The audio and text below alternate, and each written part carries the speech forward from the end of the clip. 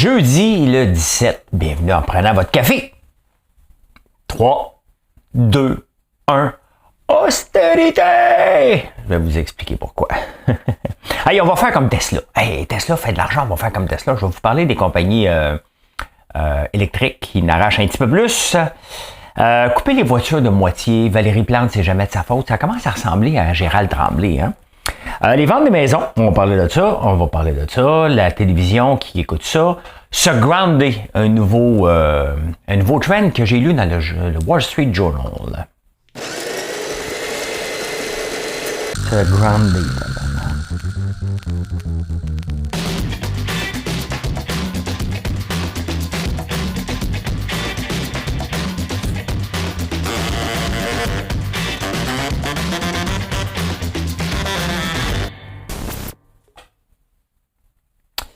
Je vais vous en... Voyons, my God. OK, on va mettre mes dents.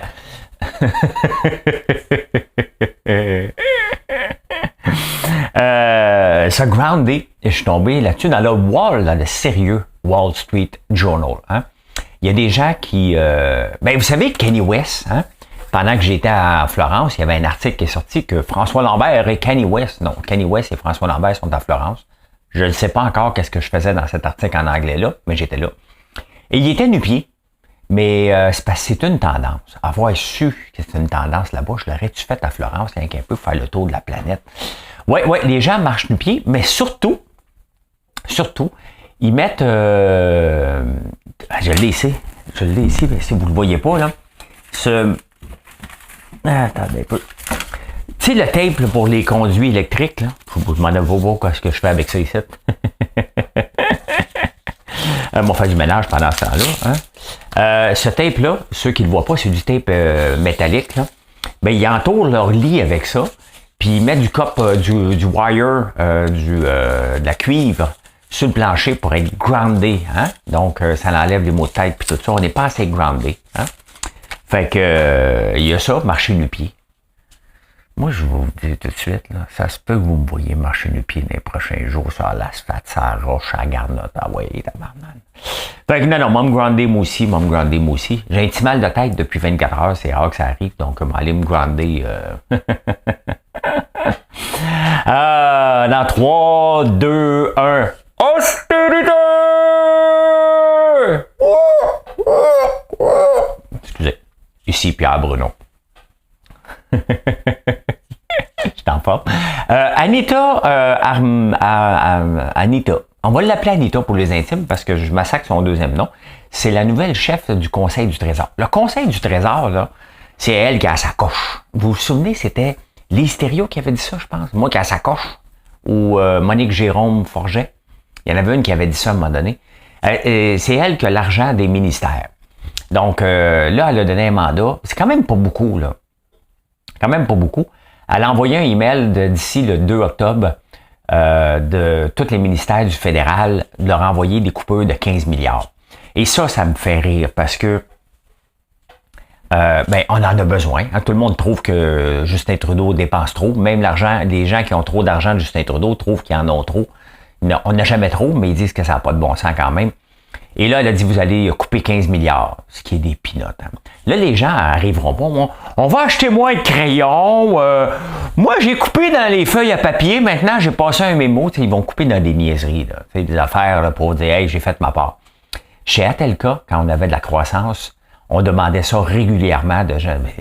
Comment ça se fait? Il y a 40 personnes dans les rapports. Fait que là, on disait, faut que tu en coupes. Non, pas moi. Des besoins. Fait que souvent, on est obligé d'arriver et de dire, OK, toi, t'es dehors. Je sais que c'est chiant et c'est épouvantable, là. Mais on le savait qui était pas productif et non. On disait, OK, toi, t'as pas le choix. Tu vas couper. On disait pas aux employés directs, on disait au directeur, tu vas couper lui, puis elle, lui, parce que ça se fait pas. Hein? Donc là, elle l'essaye, puis ça commence à être temps que quelqu'un mette de l'ordre dans la cabane un peu. Là. C'était le free-for-all depuis trop d'années. Donc, il faut qu'elle fasse ça pour le 2 octobre. Hein? Ça commence à se décider tranquillement. Des élections, on met de l'ordre dans les finances tranquillement.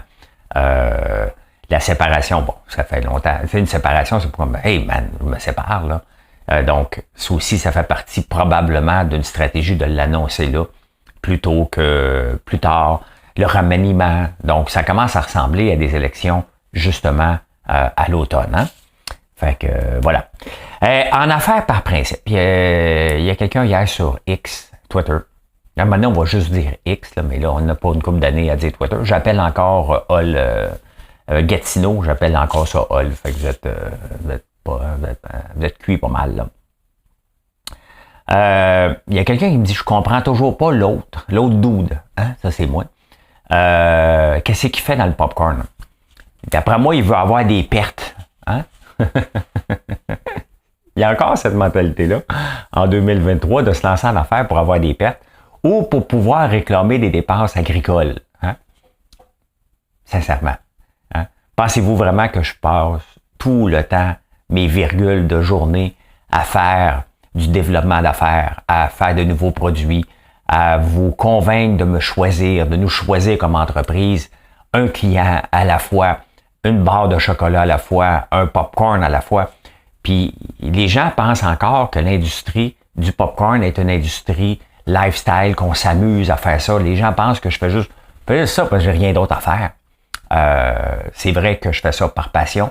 C'est vrai que je m'ennuyais à la retraite.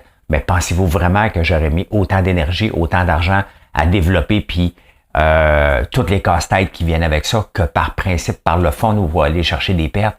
C'est une mentalité. Et vous voyez comment on répète jamais assez que l'entrepreneuriat, c'est du sérieux, c'est tough, c'est difficile, on en voit tomber des entreprises.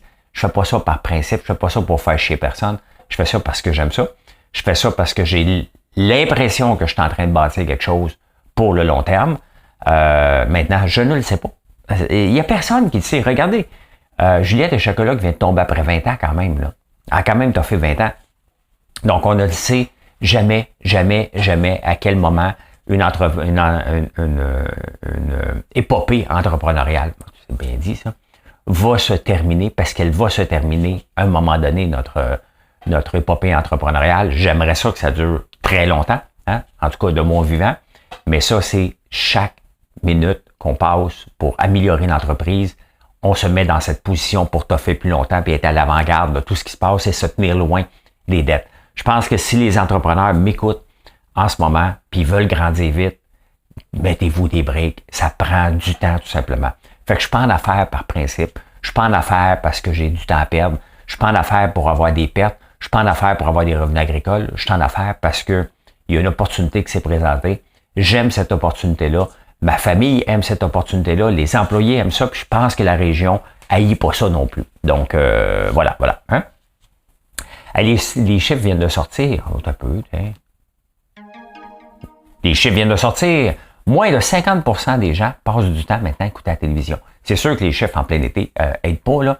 Mais on écoute de moins en moins la télévision. On l'écoute en streaming. Même la télévision qu'on écoute. Regardez Big Brother US vient de sortir.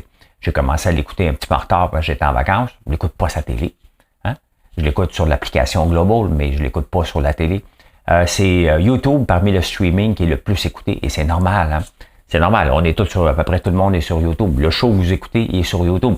Ce show-là pourrait être à la télévision, là. Ben là, calme-toi les nerfs, François Lambert. Ben non, mais je parle d'un peu de tout, là. Mais ça pourrait être à la télévision.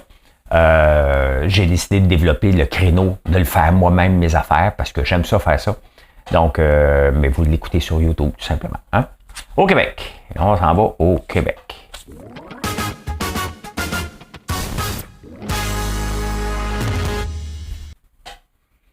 Madame Plante, qu'est-ce que vous pensez du journal, les journaux qui ont planté le métro puis toute la gang? Pas de ma faute. Non. Ben, le journaliste, il demande, ben oui, mais Madame Plante, hein? C'est vous qui avez coupé le Publisac et les journaux étaient dedans? Ouais, mais nous autres, on a fait ça pour la planète. Tu peux pas me reprocher, hein, d'avoir coupé les journaux pour sauver la planète. Le journaliste, par contre, hein, qui se dit journaliste, a oublié une autre question. OK, mais pourquoi lui avoir donné 2 millions d'abord? Parce qu'elle a donné 2 millions aux journaux, hein? Si c'était pour sauver la planète, va pas les sauver de continuer à faire du papier. Il me fait penser à Yasser Arafat, là, tu sais, dans... Hein?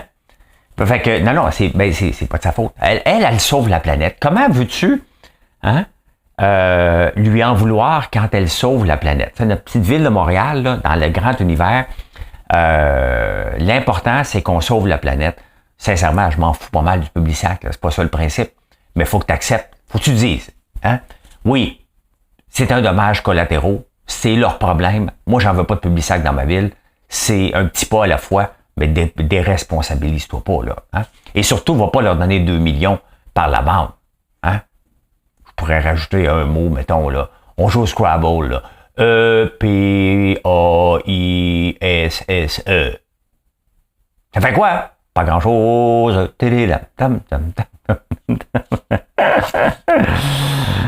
Couper les voitures de moitié. Hey, Éric Duhem, là. À quel moment qu'Éric Duhem a perdu sa logique? Là, vous allez me dire, il l'a jamais eu, là. Ben non, il l'a déjà eu, là. À quel moment qu'Éric Duhem a perdu, à un moment donné, que il fallait qu'il soit contre tout? Vous savez que je suis pas un grand défendeur de Fitzgibbon, loin de là, OK? Sauf que ce qu'il a dit, c'est vrai. Hein? On peut pas continuer à avoir une transition énergétique. Le truc, c'est d'être bleu, pas vert. Vert, on recycle. Bleu, on réutilise. Hein? Puis on essaie de pas l'utiliser en partant, tout simplement. C'est bien évident que si on veut atteindre les objectifs de réduction de gaz à effet de serre, c'est pas en construisant des autos électriques. C'est en réduisant tout le temps. Hein? Est-ce que c'est possible? La réponse est non. Ça ne veut pas dire qu'il ne va pas essayer d'aller dans cette direction-là. Ça ne veut pas dire qu'il va augmenter les taxes en enragé pour faire chier tout le monde. Non. Ça veut dire qu'il faut avoir des moyens ensemble. Les moyens sont quoi? Ben regardez, Tesla, en ce moment, paye des conducteurs 65$ de l'heure pour qu'ils testent des nouvelles technologies. Hein? Donc, à San Francisco, il y a les taxis un peu chaotiques, mais les taxis qui roulent tout seuls. Au Texas, Tesla aussi a des taxis avec Uber qui roulent tout seuls. On s'en va vers là. Et c'est ça, le futur des déplacements. Ce n'est pas qu'on ait une voiture. Moi, honnêtement, là, si j'avais un moyen de me rendre en campagne sans conduire, puis qu'un auto m'amène, mettons que ça me coûte 50$, je sais pas moi, il faut que ça soit abordable quand même, là. Et elle part vient me chercher à Montréal, elle me conduit, puis à partir de Saint-André-Avelin, Notre-Dame-de-la-Paix, il y a quelqu'un d'autre qui en a besoin pour aller à Papineauville, puis comme ça, c'est comme ça que le futur de l'auto va être là. On va toujours avoir des gens qui vont vouloir conduire leur char, là, c'est bien correct, là. Mais le vrai futur, dans 10, 15, 20 ans, c'est l'auto autonome et surtout l'auto qu'on n'a pas. L'auto qu'on demande. Et c'est là que s'en va le futur. Faut pas le nier. Puis quand même qu'on peut être compte, c'est une logique qui va de soi. Combien de gens qui ont vraiment besoin d'avoir une auto? Hein? Donc, moi, sincèrement, si j'avais ça, j'ai mes camions de livraison, parce qu'on a besoin, mais pour le reste, là, mon auto qui est parkée dans le driveway ici presque tout le temps, est-ce que j'en ai vraiment besoin? J'en ai besoin pour aller me déplacer, là, mais est-ce que j'en ai vraiment besoin? Est-ce qu'il pourrait rouler non-stop? Ben oui, on veut des autos qui sont tout le temps sur la route. On veut pas d'autos qui sont stationnées, tout simplement. Hein? On veut pas qu'ils roulent pour rien, on veut qu'il y ait toujours des gens dedans. Ah, donc il a raison, Fitzgibbon, qu'est-ce que je vous dis? Ça arrivera pas, mais il a raison pareil. Dans 2 semaines, c'est la rentrée des classes. 2 semaines. Il manque encore des profs. C'est à chaque année. On dirait que à chaque année, on se dit, ouais, il manque des profs, qu'est-ce qu'on va faire? Là, on va en entendre parler à tous les jours. Hein? Il manque encore des profs. On a tout l'été pour le planifier. On le sait qui va partir à la fin des classes. Parce qu'il y a des professeurs qui disent, ben, mes élèves, c'est la dernière saison. Là, je prends ma retraite. J'ai 50 ans. 55. Je sais.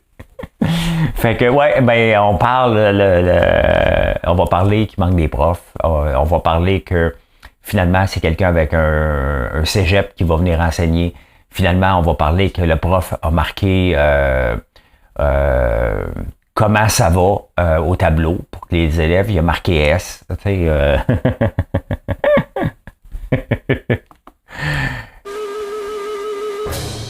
Ici, Pierre Bruno. Quand j'ai passé douane, il y a quelqu'un qui m'écoute. Ben, si tu m'écoutes, salut.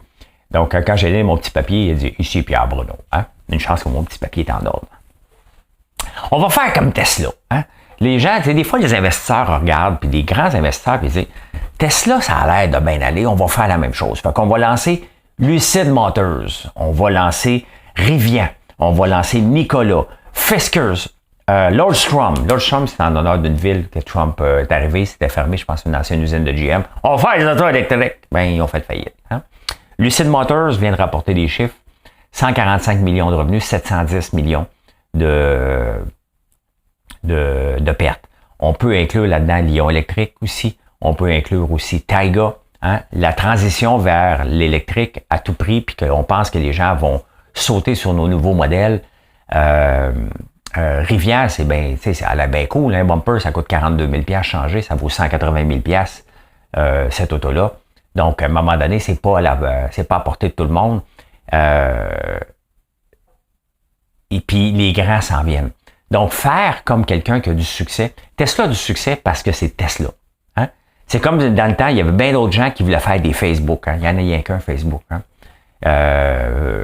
Il y a Twitter. Il y a Threads qui lève pas. Donc, essayer de copier un modèle très unique, basé sur un PDG très unique, ne fonctionne tout simplement pas. Tout simplement pas. Et l'électrique à tout prix, on le voit là, il y a même un paquet qui vont tomber. Il y a un gros paquet. C'était la folie il y a 3 ans, on pensait que c'était pour être rapide. Tant mieux, là. Tant mieux si ça. On a besoin de ça. Mais qui est prêt à payer 180 000 pour un char électrique? Hein? Voilà. Hein?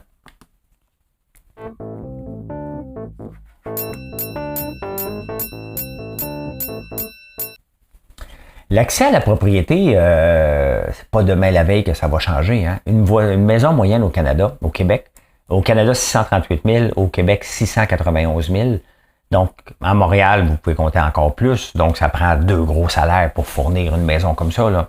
Hein? Si tu donnes 25% d'hypothèque, tu as quand même une hypothèque à peu près 400 000, mettons. Ça prend 200 000 de mise de fonds. C'est pas tout le monde que ça.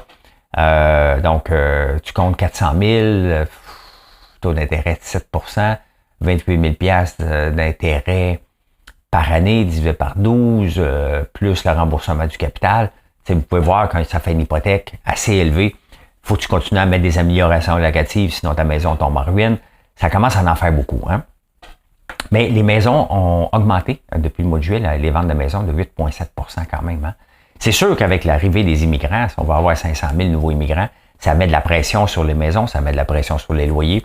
Et les gens ont encore de l'argent. Tu sais, c'est pas parce qu'on parle, on voit des fermetures d'entreprises. Puis j'ai écrit un texte là-dessus hier sur les fermetures d'entreprises. Il y a un paquet d'entreprises zombies. Vous m'écoutez, vous le savez, je vous en parle régulièrement. C'est le même discours à travers la planète.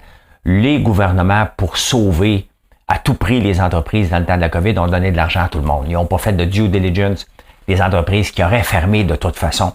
Donc, on a maintenu les entreprises zombies en vie. Donc, ces entreprises-là embauchaient des gens. Ces gens-là ont continué à consommer. Ça a augmenté l'inflation.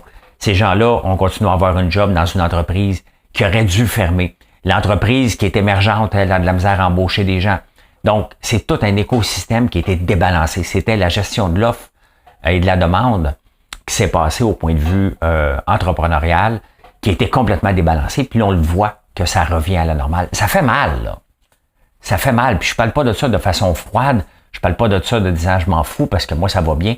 J'en arrache, moi aussi. J'en arrache comme n'importe qui pour vous convaincre. Donc, je travaille très fort. Mes ventes sont en croissance. C'est mon temps de temps libre qui diminue tout simplement parce que la business, elle est là. Hein? C'est pas vrai, contrairement à ce que dit l'autre entreprise qui vient de fermer, que le chocolat est en déclin. Au contraire, le chocolat va extrêmement bien. Mes ventes de guimauve, qui est un nouveau produit depuis 12 semaines qu'on a, ont explosé littéralement. Ils deviennent la locomotive de notre entreprise.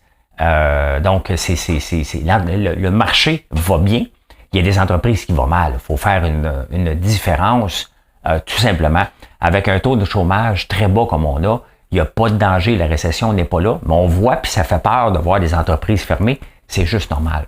Parce que pendant qu'on en voit une qui ferme, il y en a un autre qui ouvre. Hein? Faut jamais l'oublier. Il y a toujours de plus en plus d'entreprises à la fin de l'année qu'il y en avait au début de l'année, à moins d'une récession majeure, bien entendu. Hein? Donc, ce qui fait une pression sur le prix des maisons qui augmente constamment.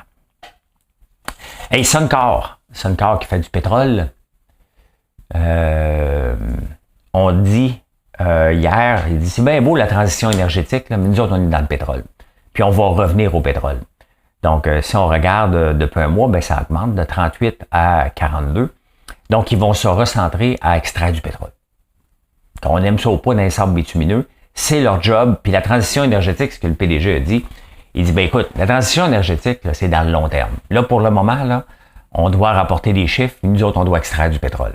Il y en a, les gens en ont besoin. Je sais que ça fait bizarre de dire, hey, on va extraire du pétrole. Ben, c'est ça, on en a besoin. Quand même qu'ils arrêtent d'en produire, on va en avoir d'ailleurs, tout simplement.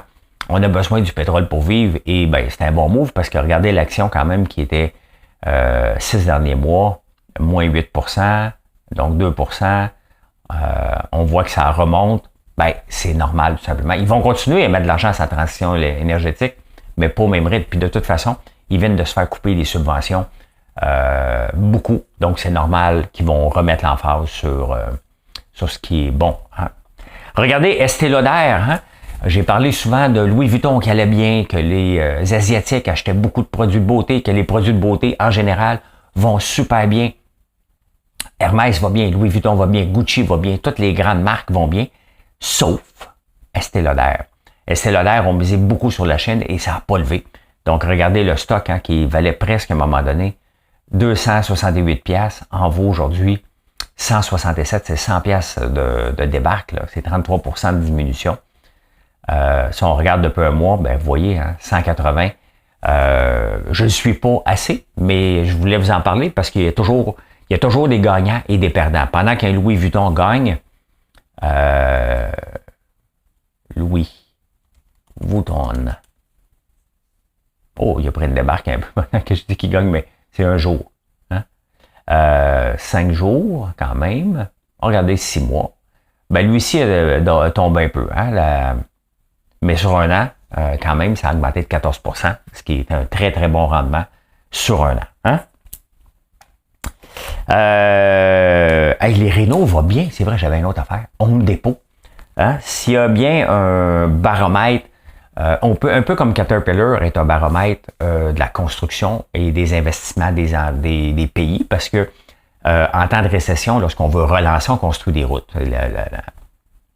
La méthode keynésienne reconnue. Mais quand on veut voir si les gens ont de l'argent, on regarde s'ils rénovent leur maison et regardez Renault Dépôt. Donc 16% depuis un mois, ça va super bien. 6 mois, ben, il avait tombé, là. Donc, 1 an et 5 ans, ben quand même, 5 ans, 70%. Depuis 5 ans, la construction va bien, 70% d'augmentation du titre de Home Depot. Donc, ça a super bien été les derniers résultats. Ça veut dire que les gens ont de l'argent, rénovent, tout simplement. Et c'est ça, le message qu'il faut retenir, c'est qu'il faut toujours séparer les mauvaises nouvelles, qu'on retient plus dans les journaux que les bonnes nouvelles. C'est assez rare qu'on va parler des bonnes nouvelles parce que ça intéresse pas personne. Mais lorsqu'on apprend qu'une entreprise ferme, puis une entreprise qui fait le tour des journaux pour dire « je ferme », puis tout le monde va tomber avec moi, ça l'emmène du sensationnalisme, puis c'est ça qu'on a entendu dernièrement de Juliette. Elle dit « il y a un paquet d'autres qui vont tomber ». On peut pas dire ça parce que on connaît pas les finances des entreprises. Il y en a une qui vient de tomber pour 1000 raisons. Les raisons leur appartiennent, ses choix, parce que quand une entreprise va bien, c'est grâce à l'équipe. L'équipe que l'entrepreneur a mis en place. Quand ça va mal, c'est la faute de l'entrepreneur, point final. Quand même qu'il y a des choses extérieures, il faut qu'on s'adapte. On est condamné à s'adapter aux petits coups, aux gros coups, aux méchants gros coups. On doit trouver des solutions, on doit prendre des décisions. Est-ce que j'arrête? Arrêter une entreprise pour un entrepreneur, ça fait partie aussi du processus de dire j'ai plus de solution et j'arrête. Ça fait partie. Continuer, c'est de notre faute. Peu importe les raisons. J'ai arrêté dans des entreprises. Hein. Quelquefois, j'ai fait comme OK, c'est assez. Le bleeding arrête là. J'arrête de mettre une scène. Maintenant, elle doit trouver une solution. Il y en a qui ont survécu, des petites entreprises. Il y en a d'autres qui vivotent par la suite. Et c'est normal. C'est comme ça, la vie entrepreneuriale. Insolite.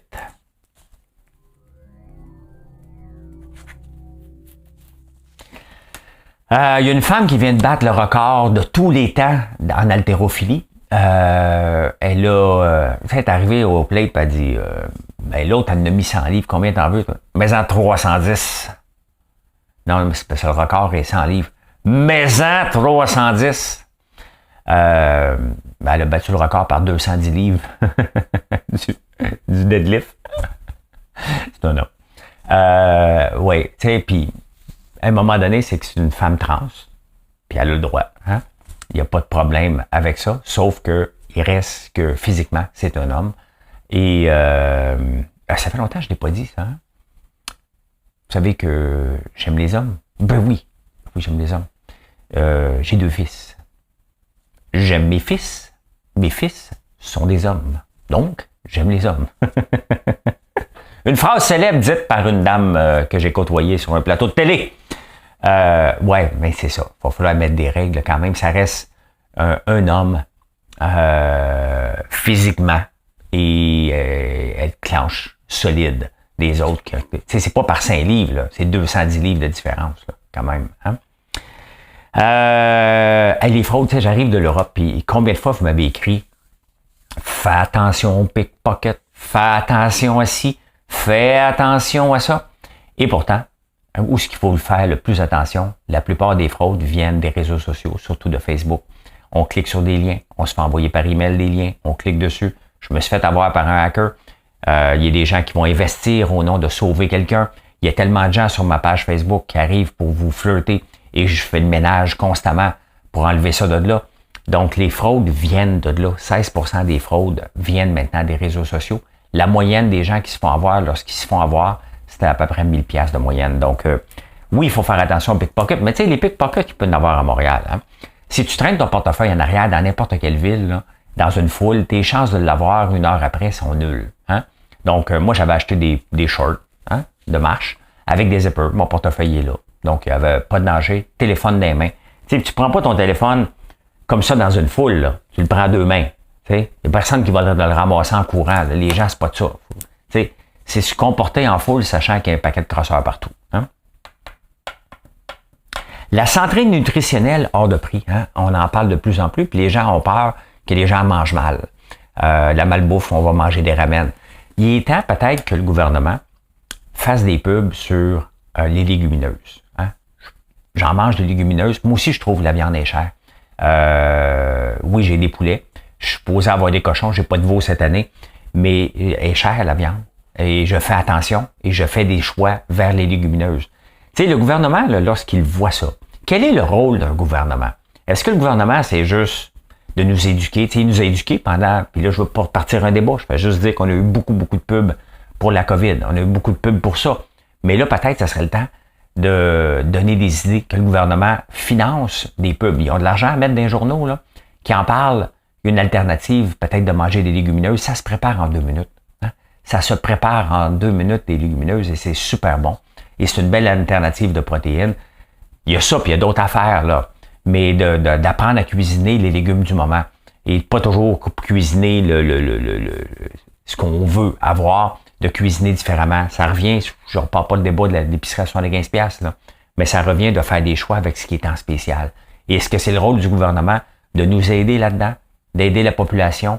Ben oui, hein? Ben oui. Les entreprises, eux autres, ont un but, nous attirer avec des loss leaders, nous attirer pour nous emmener en magasin puis nous faire consommer. Le gouvernement est là, lui, pour nous faire moins consommer, puis on ne le voit pas s'impliquer dans cette tranche-là